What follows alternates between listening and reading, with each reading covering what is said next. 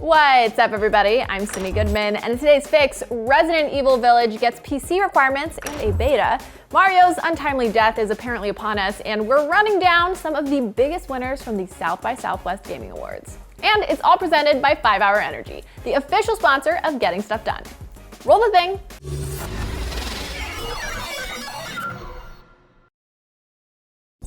We're getting closer and closer to the release of Resident Evil Village, the 8th mainline installment of that very spooky franchise.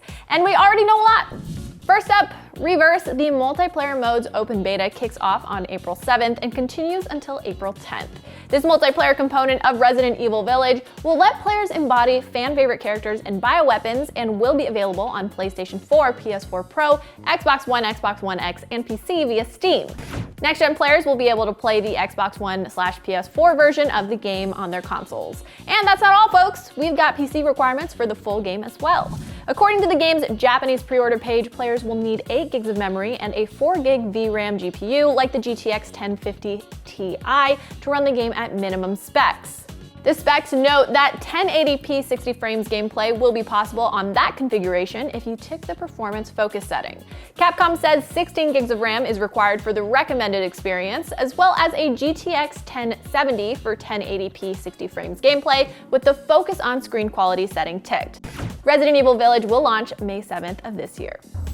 It was only a few weeks ago that we celebrated the ever-joyous Mario Day on March 10th, and now the internet has emerged with a new day to celebrate Mario, but this time it's more of a commemoration.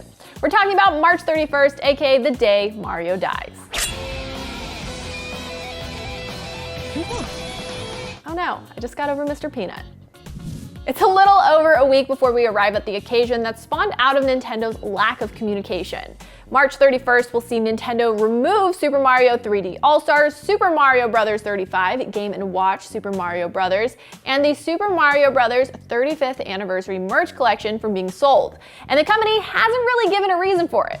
Last year, Nintendo released a bunch of products to celebrate Mario's 35th anniversary with the bizarre caveat that they would cease selling them beyond March 31st, 2021. In the case of platformer Battle Royale Super Mario Bros. 35, the game won't even be playable after that date. Not to mention Super Mario Maker on Wii U will also cease level sharing that day. Despite a lot of confusion from fans who would prefer the option to be able to buy or at least play games after the arbitrary cutoff, Nintendo is really sticking to their super hammer on this one. The company formally reminded fans of the removals last week, just in case you were wondering if they were serious.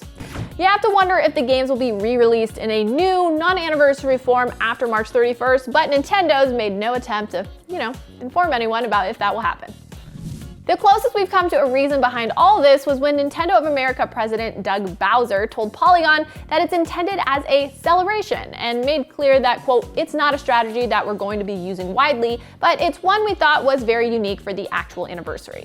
Still, don't really understand why a handful of Mario games are vanishing come March 31st. I mean, I get the merch not being sold anymore, but with all that said, the internet has done its thing, and the Nintendo community has come to a single, inevitable conclusion. Mario will die on March 31st. At Michael Spiess makes the astute observation on Twitter that, quote, all the Mario games are going away on March 31st because Nintendo is killing him. Which leads me to wonder who would be the Nintendo mascot after Mario? The criminally underrated Kirby? Probably not, but a girl can dream. And before we move on, let me just clarify, the Mario dying situation is just an internet thing. To our knowledge, aside from those games being pulled from sale and or becoming unplayable, Mario will remain very much alive into April.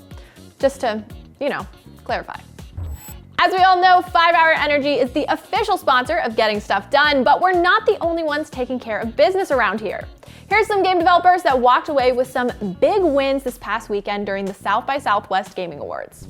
Notable winners include The Last of Us Part 2 for excellence in narrative, Half-Life Alyx for VR Game of the Year, Ori and the Will of the Wisps for excellence in score, Deep Rock Galactic for excellence in multiplayer, and Hades for Game of the Year. And as your fix, I'm Sydney Goodman, and I hope your day is as awesome as you are. Now that you're all caught up on the news, if you're looking for more movies and TV info than you can shake a stick at, head on over to IGN Movies and TV. This channel, in partnership with Cinefix, is home to all the movies and TV deep dives you could possibly want. Download the IGN app on all your mobile devices, subscribe to Daily Fix on Snapchat, and for all things everything else, IGN.com.